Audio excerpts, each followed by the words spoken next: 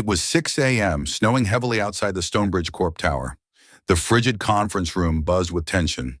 Single dad Daniel Ward, 37, faced angry senior managers after a catastrophic system error cost the company hundreds of thousands. The true culprit, Mark, stood silent behind him. Daniel, without hesitation, took the full blame to shield his coworker. As his termination was declared, the new CEO, Elena Royce, 32, known for her glacial discipline and iron will, stepped in.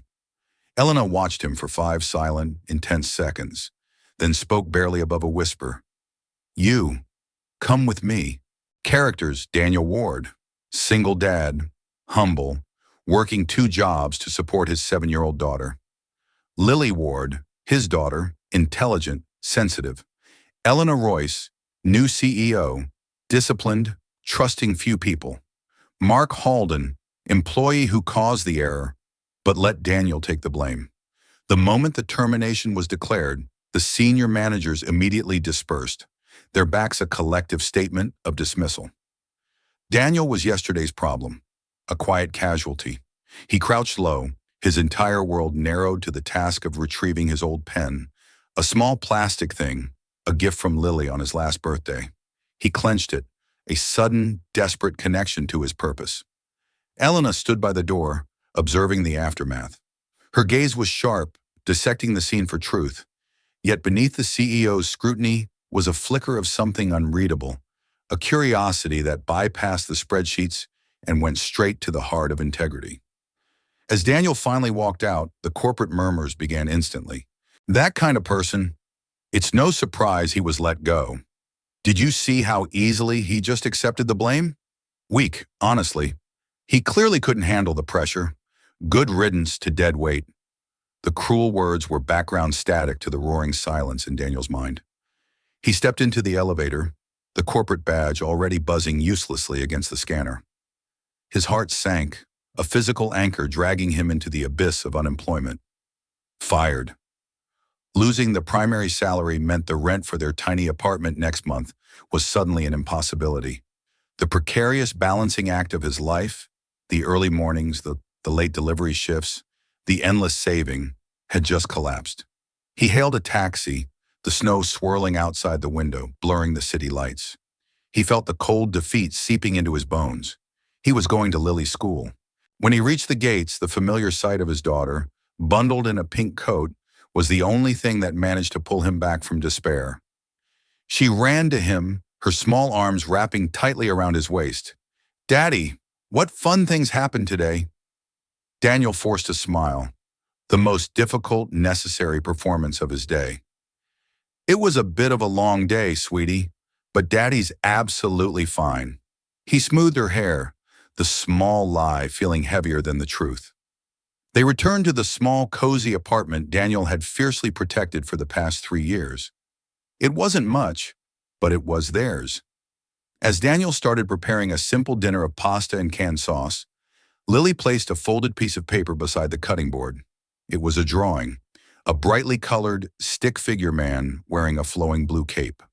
"I drew Daddy as a superhero," she announced, her voice full of pride and conviction. Daniel swallowed hard, the lump in his throat making it difficult to breathe. The profound shame of his failure, the paralyzing fear of losing their home, was a physical weight on his shoulders. He didn't feel like a superhero, he felt like a fraud. He looked at the vibrant drawing, terrified of the day he would have to tell her they might be leaving their sanctuary forever. Later that evening, long after Lily was asleep, he received the automated, brutally efficient email from Stonebridge. "Employment contract terminated, effective immediately. Please return your access card and corporate assets by tomorrow morning." Daniel sat motionless at the kitchen table, the laptop screen's cold light illuminating his defeated face. He could hear the soft, even breathing of Lily from her room, a quiet rhythm of life that he was failing to protect.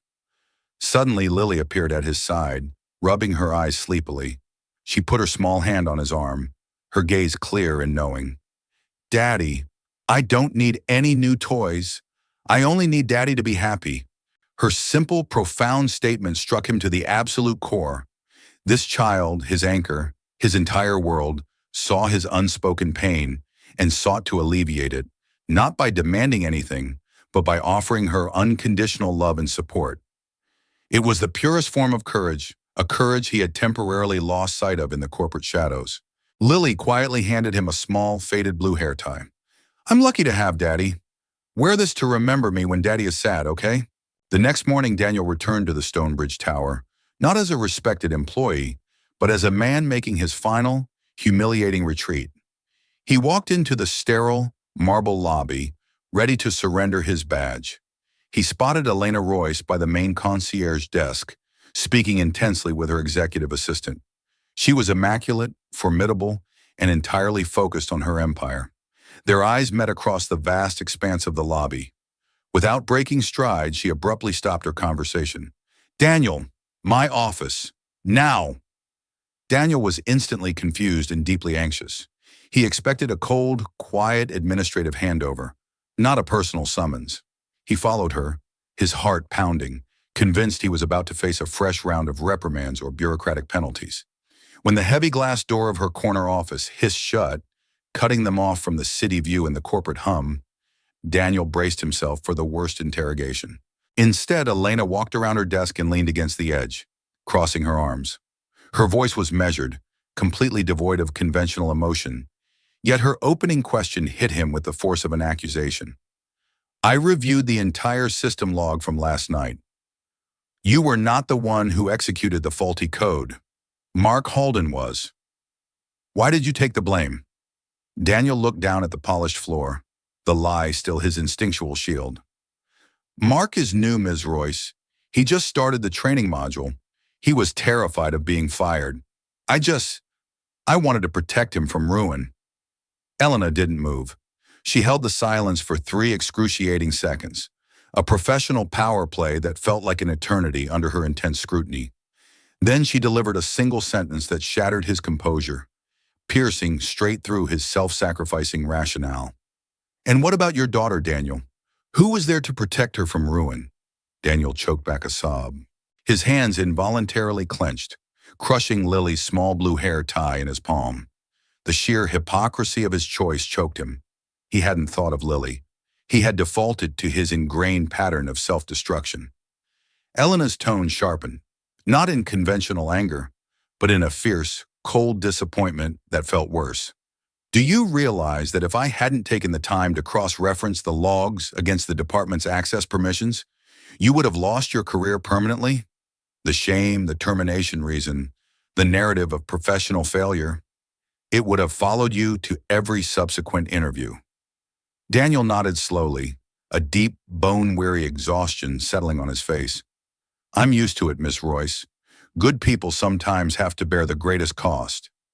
Elena finally sighed, a quick, barely perceptible release of tension. For the first time, a flicker of something soft, perhaps empathy, perhaps recognition of a shared code, crossed her otherwise granite face. "Not in my company, they don't." She didn't waste another moment. She hit a speed dial button. "Get the IT department heads and HR into the executive boardroom. Now, tell them it's an urgent correction." 10 minutes later, Daniel found himself standing awkwardly in the boardroom, surrounded by the same faces that had judged and dismissed him yesterday. Elena stood at the head of the long table, her presence dominating the room. Her voice was cold steel, slicing through the air. "Let me be perfectly clear. The individual responsible for the system failure was Mark Halden, not Daniel Ward. Mark compounded his original error with a profound act of cowardice and dishonesty. I do not tolerate professional integrity being sacrificed for personal weakness." Mark Halden, standing near the door, instantly turned bone white. He was suspended immediately, pending a full internal investigation. Daniel stood there, dumbfounded, still clutching the voided access card. He had been exonerated, but he was still jobless. Elena didn't dismiss the meeting, she concluded it. She turned directly to Daniel, her gaze authoritative. "Follow me." She led him out past the astonished, whispering faces and into the executive elevator. They rode up several floors, then crossed an aerial bridge connecting them to a newer, sleek building, the hub of the company's cutting-edge advanced development arm. "Do you want a genuine fresh start, Daniel?" she asked, gesturing towards a vast, sunlit workspace filled with high-tech equipment. Daniel blinked, trying to process the impossible whiplash of events. I don't have an advanced degree, Ms. Royce. I just have a high school diploma and 20 years of on-the-job experience.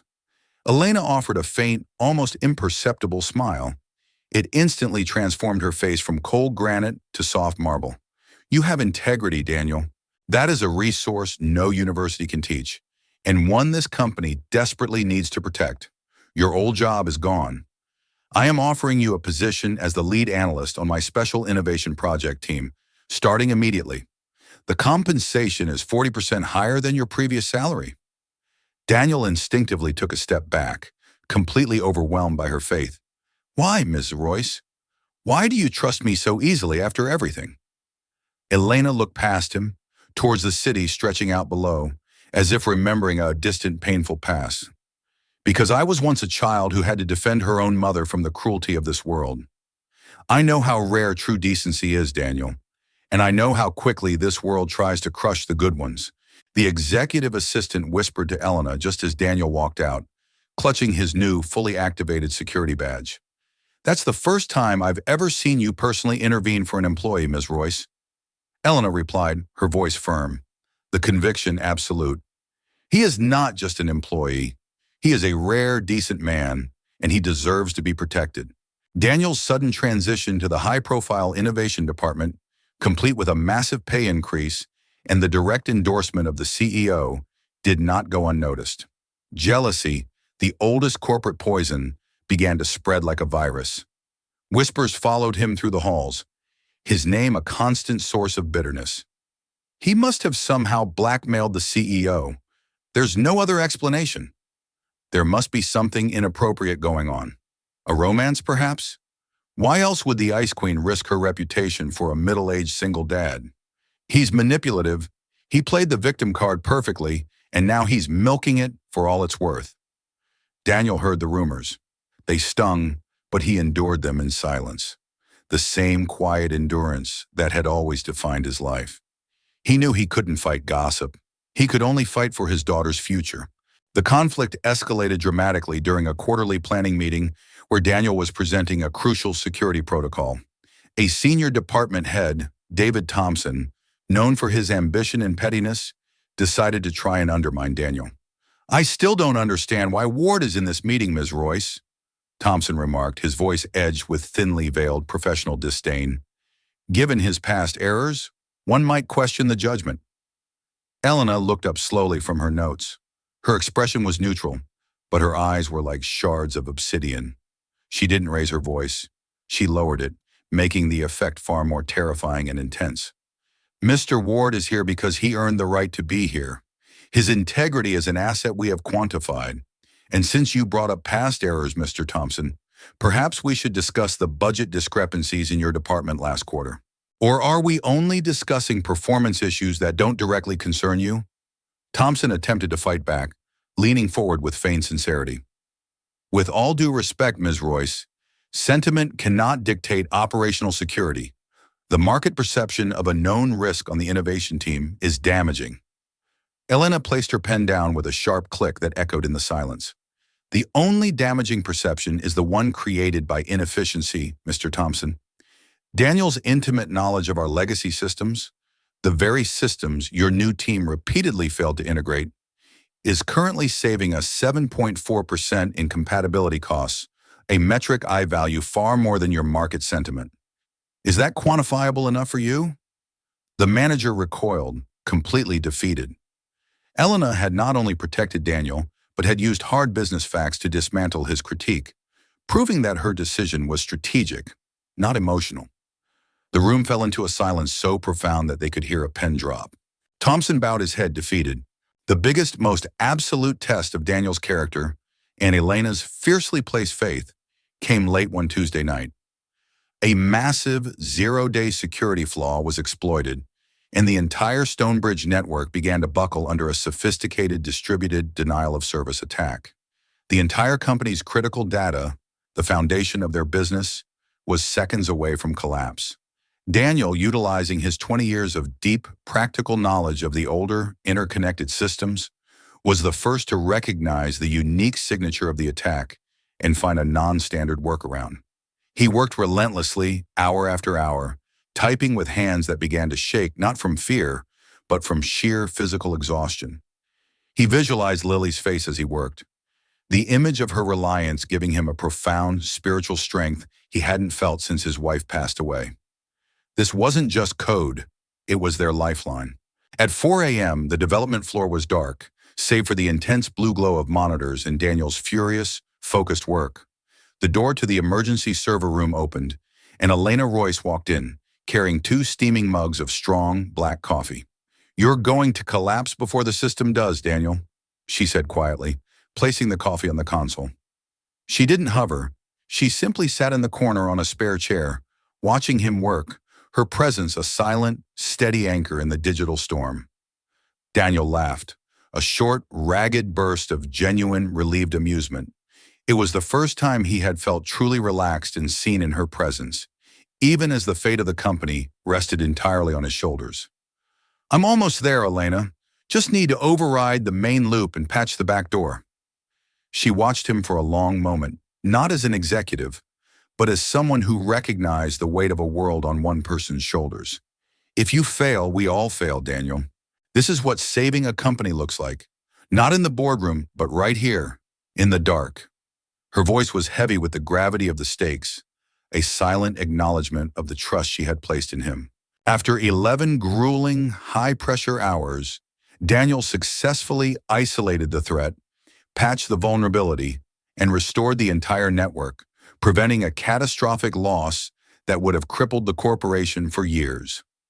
In the emergency briefing that followed, Elena stood before the exhausted, relieved leadership team. She didn't mince words or credit. "The person who saved this company from utter collapse, a threat that would have cost us 9 figures in our reputation, is Daniel Ward." The words were simple, but they were his complete and total vindication. The managers who had mocked him, the colleagues who had whispered about his luck, all had to lower their gaze in collective shame. As the room cleared, Elena stayed behind, watching Daniel as he disconnected his final console.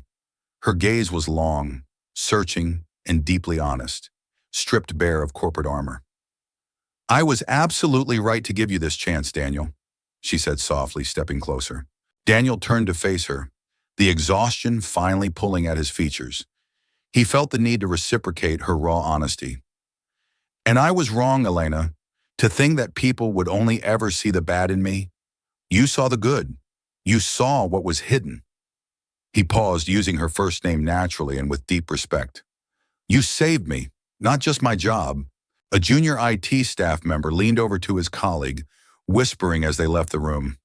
The look on the CEO's face when she watched Ward work, that wasn't the look of a boss watching an employee. That was something else entirely. The subsequent weeks were defined by a gentle, steady shift in the dynamics of their relationship. The professional boundary remained, but it was now overlaid with a profound, personal respect and growing affection. Elena began to meet Lily regularly.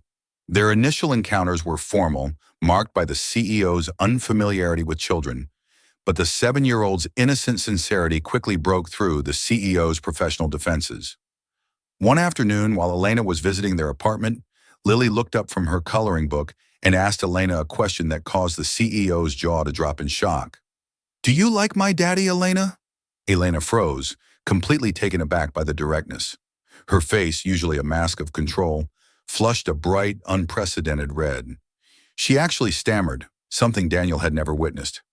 I admire your father very much, Lily. He is a very smart, very strong man." Daniel, watching the exchange from the kitchen doorway, burst out laughing, a full, hearty sound that was a pure balm to his own soul. It was the first time he had ever seen Elena truly flustered, truly human. Elena recovered by immediately shifting into CEO mode. She reached for her bag and produced a massive box of professional-grade watercolor pencils, a gift from a recent business trip. "These are for your fantastic drawing skills, Lily," she explained, her voice regaining its composure. Lily accepted the gift gravely. I want to draw you with Daddy next, she replied, as if stating an undeniable, inevitable fact. Their shared dinners, initially awkward affairs discussing project briefs and system protocols, quickly became a comfortable, cherished routine. They moved beyond the corporate language to sharing fragments of their past. Elena, the notoriously cold CEO, began to soften, laughing more freely and allowing Daniel glimpses of the old family wounds that had shaped her into the guarded woman she was. She had inherited the massive company after her father passed suddenly, dealing with ruthless, old-school board members while still in her 20s. Daniel, in turn, healed her small, unseen hurts with simple, non-judgmental kindness and unwavering loyalty.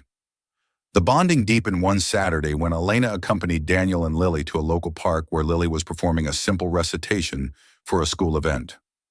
Elena arrived in a tailored, expensive coat, looking utterly out of place among the parents in jeans and padded jackets. Lily's teacher, Mrs. Chavez, approached Elena, assuming she was a high-powered executive who had stopped by out of obligation. "It's lovely of you to spare the time, Ms. Royce," she said politely.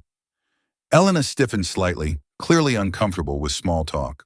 Daniel stepped in, gently placing a hand on the small of Elena's back, a simple protective gesture that instantly eased her tension. "It wasn't an obligation, Mrs. Chavez," Elena stated, her voice formal. "I wouldn't miss this." She then looked at Lily, who was beaming. "Lily is the best part of our week." Mrs. Chavez's expression softened with surprised understanding. She realized that the CEO was genuinely devoted. Later, as Lily played on the swings, Daniel and Elena stood side by side. "You hated that, didn't you?" Daniel murmured, looking at her expensive attire. The small talk. Elena shifted awkwardly. "I'm good at negotiating multi-million-dollar contracts, Daniel. I am terrible at pretending to enjoy passive socializing. It feels dishonest." "It's not dishonest," Daniel corrected her gently. "It's just being present. Lily needs that presence. And honestly, so do I."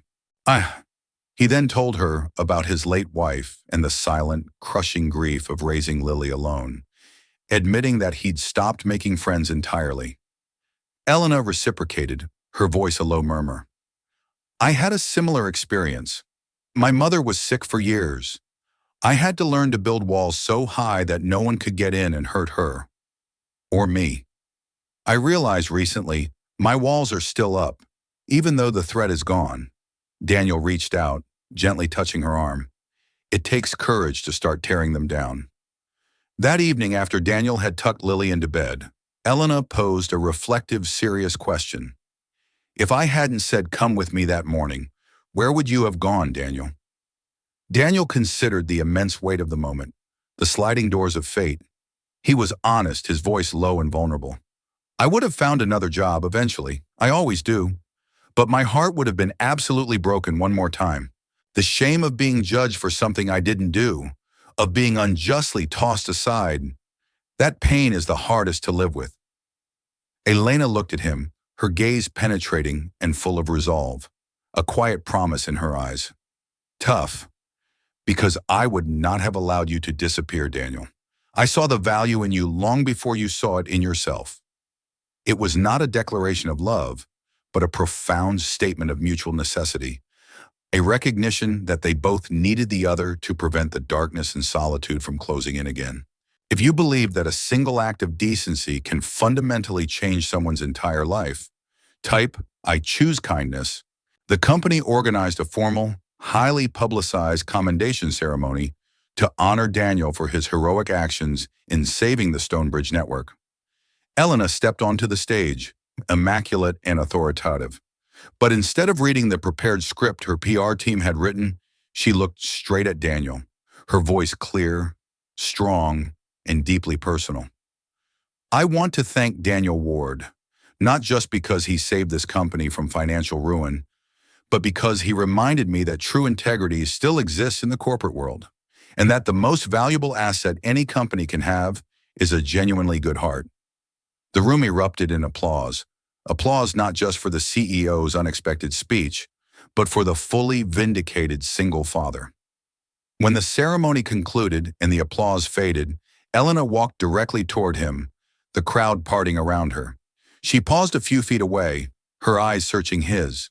Her voice was quiet, intimate, and held a new vulnerability.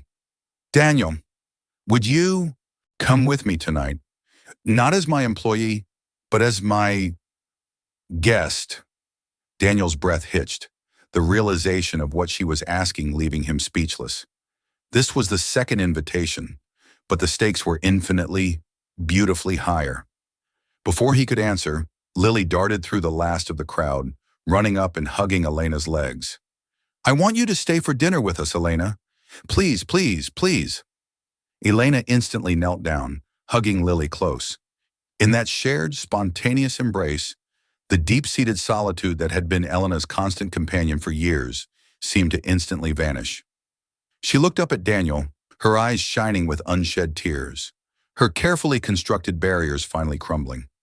Daniel looked at the two of them, Elena and Lily, and saw something his heart hadn't dared to dream of for years: a family, a possibility of belonging. He stepped forward, closing the final distance between them. He reached out and gently took her hand, his thumb stroking her palm. I will come with you, Elena. Now, and for much longer than that. Elena smiled. It was a radiant, unguarded smile that many had said had the power to heal any broken heart. In that moment, the Ice Queen melted and the defeated single dad found his home, not just in a building, but in a future built on courage and kindness. If you believe stories of silent heroism, hidden sacrifice, and ultimate redemption deserve to be told, leave a comment and subscribe. We tell the stories that shouldn't be forgotten.